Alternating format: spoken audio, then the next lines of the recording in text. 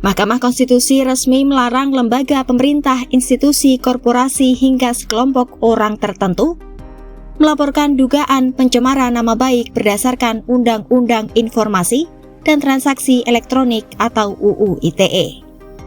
Putusan tersebut dibacakan Hakim Konstitusi Arif Hidayat dalam sidang perkara nomor 105/PUU 22 Romawi/2024 pada Selasa 29 April 2025. Hakim Konstitusi Arif Hidayat menyebut bahwa frasa orang lain dalam pasal 27A UU ITE harus dimaknai sebagai individu atau perseorangan saja. Sementara jika yang menjadi korban pencemaran nama baik adalah lembaga pemerintah, sekelompok orang dengan identitas yang spesifik atau tertentu, institusi, korporasi, profesi, atau jabatan, maka dikecualikan dari ketentuan tersebut. Dengan kata lain, lembaga-lembaga non-perorangan tidak berhak mengajukan laporan pencemaran nama baik yang dilakukan lewat media elektronik. Dengan demikian, untuk menjamin kepastian hukum sebagaimana diatur dalam pasal 28D ayat 1 Undang-Undang Dasar Negara Republik Indonesia tahun 1945, maka terhadap pasal 27A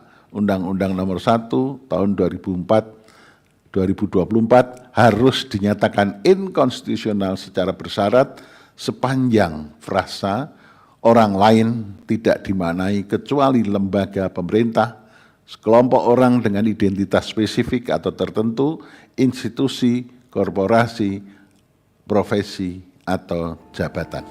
Adapun permohonan uji materi ini diajukan oleh Daniel Fritz Maurits Tanggilisan, warga Karimun Jawa, Jepara, bersama kuasa hukumnya Todung Mulya Lubis. Daniel dengan kuasa hukumnya mengajukan uji materi pasal 27A Jungto pasal 45 ayat 4 Undang-Undang Nomor 1 Tahun 2024 tentang perubahan kedua atas Undang-Undang Nomor 11 Tahun 2008 tentang Informasi dan Transaksi Elektronik atau UU ITE. Semula, Pasal 27A Jungto Pasal 45 ayat 4 UU ITE berbunyi bagi siapapun menyerang kehormatan orang lain melalui sistem elektronik dapat dipidana maksimal 2 tahun penjara atau denda hingga 400 juta rupiah. Dalam pertimbangan hukumnya, MK menegaskan bahwa kritik publik adalah bagian dari pengawasan, koreksi dan saran terhadap hal-hal yang menyangkut kepentingan masyarakat. Oleh karena itu, pasal tersebut hanya dapat digunakan untuk melindungi kehormatan pribadi, bukan korporasi, lembaga maupun jabatan tertentu. Amar putusan mengadili 1. Mengabulkan permohonan pemohon untuk sebagian.